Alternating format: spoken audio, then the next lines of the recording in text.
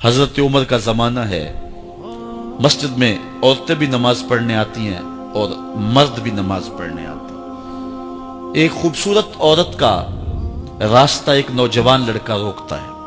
ایک دن اس نے دیکھا، ایک دن رک کے کہا تجھے مسئلہ کیا ہے؟ اس نے کہا کہ میں تیرا چاہنے والا ہوں۔ اس نے کہا کہ میری چاہت ڈیمانڈ جو کروں گی پوری کر دو گے؟ اس نے کہا آسمان سے تارے بھی توڑ لاؤں۔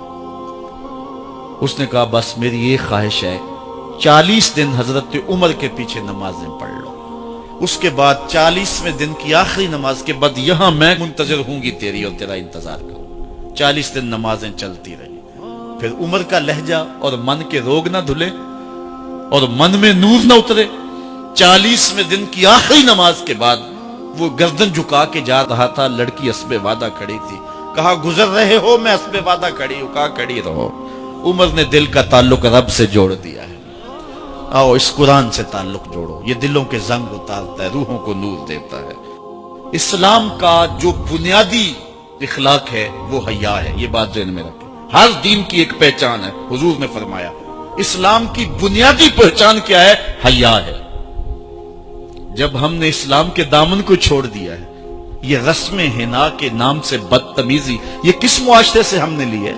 اور کیا بہوؤں بیٹیوں کا تماشا لگایا، اور نیم برہنہ بیٹیاں لوگوں کی شہوانی نگاہوں کے سامنے ہیں، اور باپ بھی کھڑا ہے اور بیٹا بھی کھڑا ہے۔ نہ باپ کی آنکھوں میں حیا ہے، نہ بیٹے کی نظروں میں حیا ہے، نہ بھائیوں میں غیرت ہے، اور کہتے ہو اللہ کی رحمتیں ہمارے اوپر نازل ہوں۔ یہ تو شکر کرو پتھر نہیں برستے محمد عربی کے قدموں کا صدقہ۔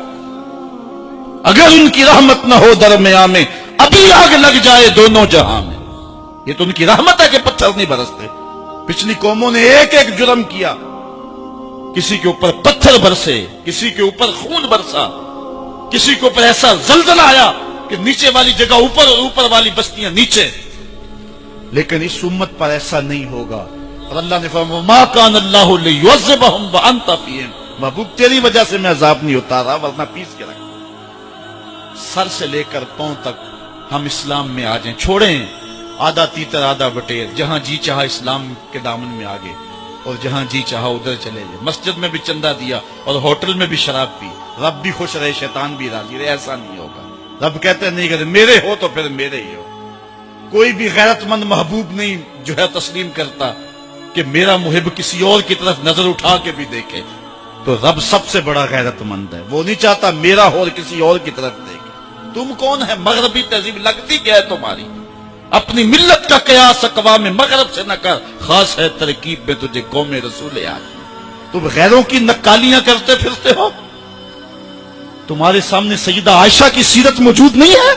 تم مغرب کے ٹینوں بننے کی کوشش کرتی ہے میری بیٹی، تیرے سامنے محمد کی بیٹی فاطمہ کا نقشہ نہیں ہے؟ کدھر بھاگ رہی ہے؟ یہ بال کھول کے بازار میں کون جا رہا ہے؟ یہ نیم برہنہ کون جا رہا ہے؟ دیکھ محمد عربی تجھے کیا آواز دے رہے، ان کا لہجہ کیا، اس کو سن اور زندگی کو اس کی مطابقت میں گزار۔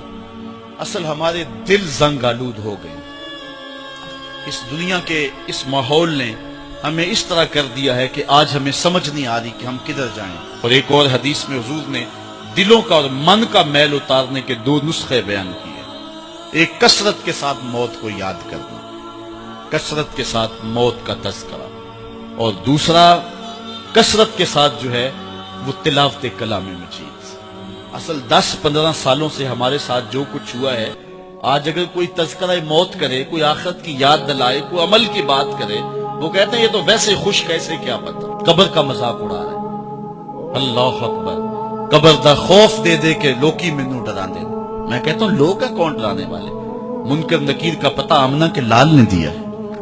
فَلْيَضْحَكُوا قَلِيلًا وَلْيَبْكُوا كَثِيرًا، تمہارا رب کہتا ہے تھوڑے ہنسا کرو زیادہ رویا کرو۔ رونا دل کا میل اتارتا ہے، باطن کے اجاڑ پن کو دور کرتا ہے، من میں خشیت الہی کے پھول کھلاتا ہے۔ اور حدیث میں آتا ہے وہ آنکھ خوف خدا کی وجہ سے روئی اور ایک بال کی جڑ بھی بھیگ گئی، کل قیامت کے دن وہ بال جہنم میں نہیں جانے دے گا۔ عرض کرے گا مالک یا اسے جنت دے دے یا مجھے نکال لے، تو رب بال تو نہیں نکالے گا، اللہ تعالیٰ اس شخص کو جنت عطا فرمائے۔ لا خیر فی عین لا تبکی من خشیت اللہ، امام ابو نعیم نے لکھا ہے حلیہ میں، اس آنکھ میں بھلائی کوئی نہیں ہے جو خوف خدا میں روتی نہیں۔ رونے کا مزاج بناؤ، طبیعت کے اندر نرمی پیدا کرو۔ اگر طبیعت سخت ہے، بعض لوگ تباً سخت ہوتے ہیں، تو روزانہ شام کے وقت قبرستان میں جا کر کے کچھ وقت گزار کے آیا کرو۔ اپنی طبع میں نرمی پیدا کرو، طبیعت میں سادگی پیدا کرو، اپنے زندگی کے معاملات کو زیادہ نہ پھیلاؤ کہ جو حساب دینا مشکل ہو جائے۔ مجھے اپنے والد گرامی کی ایک بات یاد آئی، آپ فرمایا کرتے تھے جس شخص سے پیار ہو جائے نا، اس کی آخرت کے لیے سوچا کرو کہ اس کی آخرت ٹھیک ہو جائے، اس کے لیے محنت کرو، کوشش کرو، جو تم کر سکتے ہو کہ اس کی آخرت ٹھیک ہو جائے۔ ہاں، ہر بندہ چاہتا تو یہ ہے کہ میری زندگی آسودہ ہو، آسودہ ضرور بناؤ زندگی کو، لیکن خیال رکھو کہ اس دنیا کی زندگی کی آسودگی سے آخرت کی آسودگی جو ہے وہ زیادہ عزیز ہے۔ یہ 4 دن کی زندگی ختم ہو جانی، تھوڑی ہے، بالکل سانسوں کی گنتی ہے اور ختم ہو جانے والی ہے، اور وہ زندگی نہ ختم ہونے والی۔ اس لیے خندق کھودتے صحابہ پر جب حضور کو پیار آیا تو دعا کیا دی، اے اللہ میرے انصار کو بھی بخش دے، میرے مہاجروں کو بھی بخش دے، چونکہ زندگی تو آخرت کی زندگی ہے، ان کی آخرت کی زندگی کے لیے خاص طور پہ دعا مانگی۔ اس لیے اپنی آخرت کی زندگی کے بارے ترجیحاً ہم سوچیں اور اپنی زندگی کو بہتری کی طرف لے جائیں۔